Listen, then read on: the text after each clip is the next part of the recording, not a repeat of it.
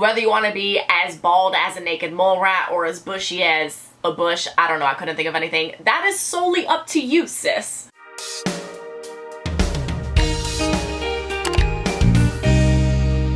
Hey guys, it's Sharon. Welcome back to my channel. So if you know me, which I'm assuming you do, maybe you don't, that's totally fine. Hi, nice to meet you. So I make a lot of taboo videos regarding girls. Basically, I talk a lot about periods and a lot about your vagina. I'm not afraid to say the V word. That being said, taking care of our body, washing and shaving your vagina. That is what we're talking about today. We're gonna talk about how to clean it first and how to shave it. So if you wanna see more videos like this, give us a thumbs up and let me know in the comments below. Make sure to follow my Instagram, my TikTok, and my Twitter so you have a say in my videos, get a chance to be in them, and even get to be shout out of the day, and of course just get extra content. But enough about that, we're gonna talk about cleaning your vagina right now. Your vagina cleans itself, and that is the most honest answer I will give you today about anything. Your vagina literally cleans itself. So here's the thing. So the vagina is the internal portion of your downstairs area. The vulva is the external portion. So that's the part that you actually see. Now this includes the clitoris. You know that thing boys can't find? And if you didn't know that yet, you will, don't worry. The vaginal opening, the labia majora, and the labia minora. Or is it minora? It's probably minora. Either way, this is the lips. Now since the vagina itself is an internal organ on the inside of your body, it doesn't require cleaning because it does it on its own. So in reality, when you're talking about cleaning your vagina, you're really just talking about cleaning your vulva, the exterior part, the part that you actually see. So of course you can keep that part clean, and you can clean it of sweat and dirt and dead skin cells or flakes, whatever you want to call them. To do that, you can wash your vulva with warm water. If you really want to, you can use a mild and unscented soap, but honestly, I personally think warm water does the trick. It's really not necessary to use any type of soap, and the reason I say that is because inside the labia, so like the inner and the little outer lips, you know, the little flaps you see, that area is much more sensitive, and soap often burns and irritates that, especially if they're scented. Fragrances are very, very irritating to the skin. If you can avoid fragrances in your lotion and your soaps, do it. Granted, I know soap is a little bit harder, so if you're gonna put soap in your downstairs area though, definitely try to avoid fragrance in that. Avoid loofahs. Honestly, just avoid hard scrubbing in that area in general, because that can cause tears or little like cuts, which would then expose the area to possible infection. Also, make sure to just rinse thoroughly, of course, especially if you use a mild soap, a mild unscented soap, and to pat dry. I feel like this kind of goes without saying, but I'm still gonna say it so we can emphasize it. That is, it is super important not to put soap inside your vagina. That said, it is really not necessary to use soaps that companies label for your downstairs area. Like I said, your vagina cleans itself, and to keep your vulva clean, you really don't have to do much, especially when it can be easily irritated. These companies just want your money, sis. I'm personally way too hesitant and way too nervous to use any type of soap, whether it's mild or unscented, near my panini, punani, whatever, just because like, I don't want to take that risk. I just use warm water and it gets the job done, you know? Now to avoid infections and to avoid pain and to avoid irritation, avoid douches. And I'm not just talking about the guys. Anyways, here's the literal definition of a douche. So it's a device used to introduce a stream of water into the body for medical or hygienic reasons, or the stream of water itself. So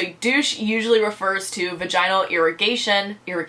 What am I, a freaking farm? The rinsing of the vagina, but it can also refer to the rinsing of any body cavity. Avoid those, and even avoid the ones that the companies say are safe and natural. There is nothing natural about a douche. Your vagina is a natural cleaner. Also, do not go spraying perfume on your vagina or any type of body odor spray. And the reason I say that is because, again, it could irritate it, it could burn, it could suck. Actually, no, it will suck. If you feel nervous and hesitant and a little bit paranoid that your downstairs area smells, don't spray anything directly onto it. If you really, really want to give yourself some peace of mind, just spray it on your clothes over it. Also, try to avoid scented feminine wipes. I definitely didn't consider that before, but I'm like, oh snap, I can't be using coconut feminine wipes on me because there's fragrance in it, you know? So another thing to look out for. Now, I mentioned that smelling down there. I know we've all had that feeling of, oh my god, I smell like a rotten fish. I smell like the Pacific Ocean up in here. Listen, majority of the time it's all in your head, believe it or not. So that being said, don't try to eliminate all of the odor from your vagina because your vagina just naturally has an odor. To prevent smelling bad down there, just practice good hygiene. For example, use cotton panties because they're more breathable. Also, change your underwear once a day, maybe even twice depending what you were up to. If you were like at PE and you're sweating a lot and you can tell that you're sweating a lot down there, maybe change that underwear, you know? Just know that the longer you wear the same underwear, the smellier you're gonna get down there and the more bacteria you're creating and storing down there. Most of the time, that smell that we get paranoid over is literally just sweat and bacteria mixing together versus our actual period and vagina. You know, it's just, she's sweaty. You gotta dry her off.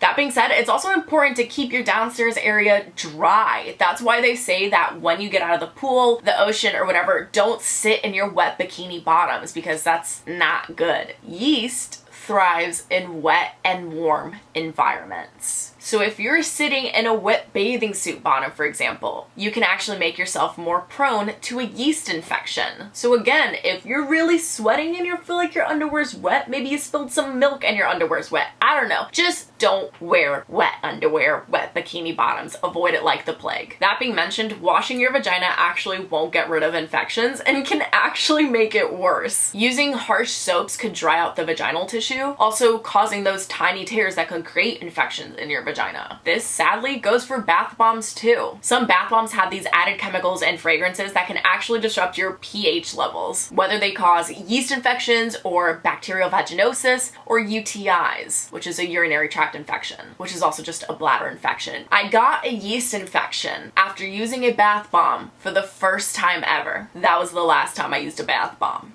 You can keep your vagina clean and healthy by using a condom when you have sex. This is to reduce the risk of STIs, which is a sexually transmitted infection, and of course, like, avoid pregnancy, you know. Also, pee after having sex to avoid a UTI, and it's actually recommended to pee before and after sex, but like, listen, I know the peeing before is gonna make it more difficult to pee after, so if you can do both, that's great, but definitely pee after. Also, wipe from the front and then the back. Never wipe your booty first and then your vagina with the same tissue, because then you're just taking that booty germs and putting it on your vagina. Also, don't have vaginal sex after having anal sex. Again, this can spread bacteria from the back to the front and you don't want that. Now, if you notice a sudden change in your vaginal odor, especially a very strong one, go see your gyno. If you don't have a gyno, go see a doctor. That fishy smell often means it's bacterial vaginosis. So symptoms of bacterial vaginosis include that fishy odor, itching, pain while peeing, and pain during sex. Symptoms of a yeast infection include itching, white or yellow discharge, burning, discharge with a chunky texture, kind of like, think of,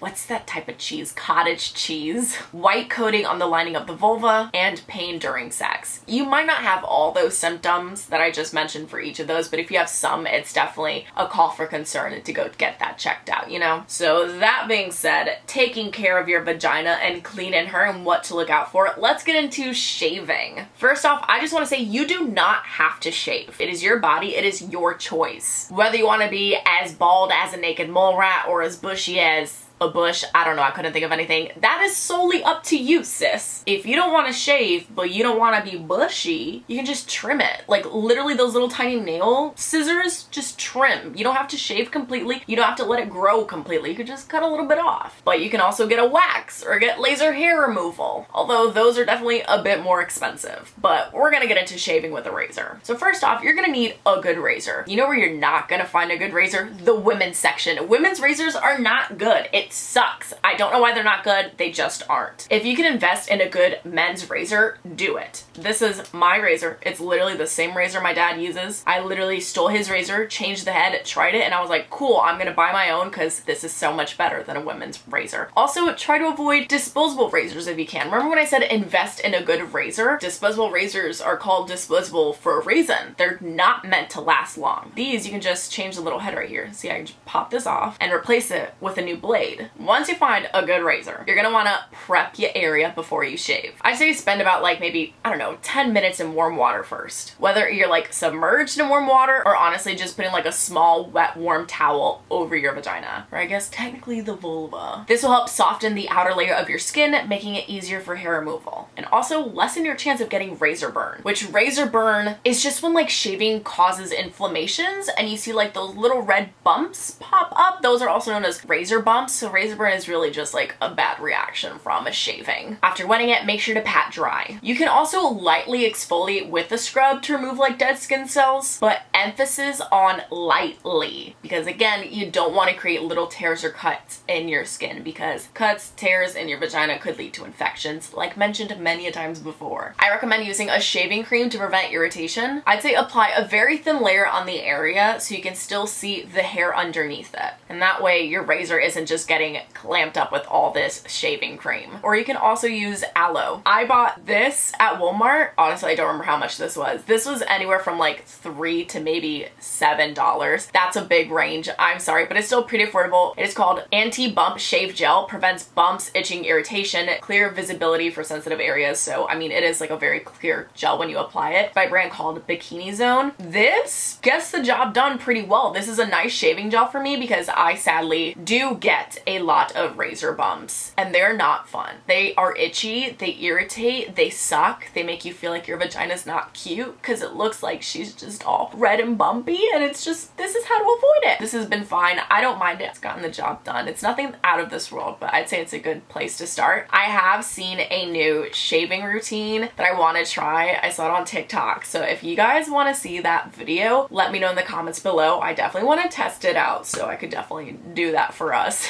My vagina falls off. But anyways, the next step is one that I didn't even know was a thing. Like when I found this out, I was like, I've really been doing this wrong the whole entire time. So it is to pay attention to your shaving direction. I don't know about you, but I've always shaved in the opposite direction that my hair is growing. And you're actually supposed to shave in the direction that your hair is growing. Do not shave against it, shave with it, if that makes sense. This is probably why I would get so many razor bumps and so much razor burn and irritation. It's because when you go against the grain of your hairs, it actually makes irritation much more likely. Also, don't add too much pressure. I will never forget, one of my friends was like shaving her legs for the first time and she held it down so hard that she was literally like shaving the first layer of her skin off. And I was like, okay girl, you do not need to press down that hard when you're shaving. Like, you could start very lightly at first. If you see that that's not making a difference, apply a little bit of pressure and just do that. You're starting lightly and then adjusting to how much pressure you need to add. Now, when you're done shaving, calm your skin after, especially the bikini area. So the bikini area is just the little outline, you know, like when you wear a bikini. Wash off as soon as you put your razor down and hold a cold compress to that area for like, I don't know, 10 minutes to prevent irritation. You can also apply an anti-redness serum, remember, fragrance-free, to further reduce your chances of getting razor burn. So now here's one thing I want to mention that I should have mentioned sooner, but I'm still mentioning it now. So if you have very long pubes, pube is your hair on your vagina, if it's kind of long and you don't want to clog the drain because, you know, it might happen and it's a little bit embarrassing to be like, yo dad, drain's clogged, it's full of my vagina hair. Here's a great hack, whatever you want to call it. So get yourself one of those little nail scissors that I mentioned, just small little scissors, and trim over the toilet. So just trim your hairs a bit, get them pretty short, get them smaller, flush that down the toilet, and then shave the rest of it. So life hacks. Now, after you've calmed your skin down, you're gonna want to moisturize. Of course, with unscented moisturizer and also alcohol-free moisturizer, because alcohol dries your skin.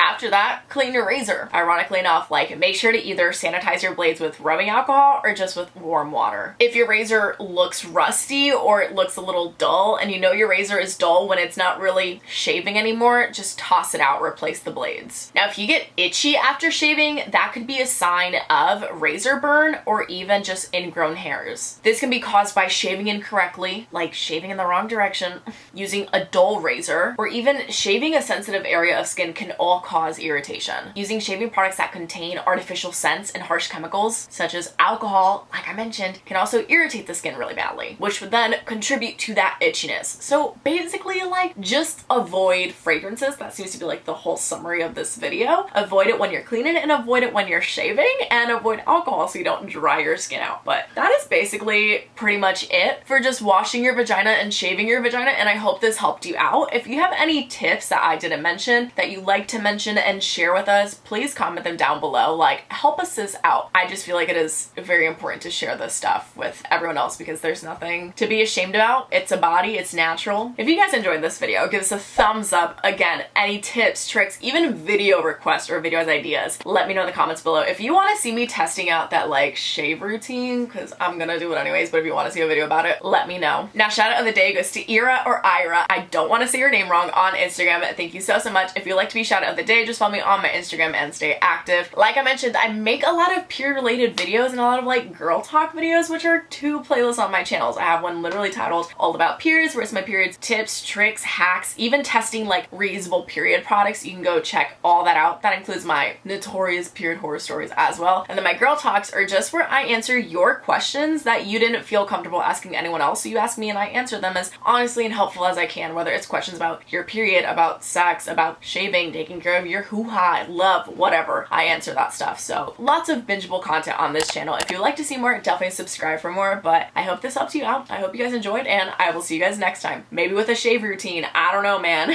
Bye.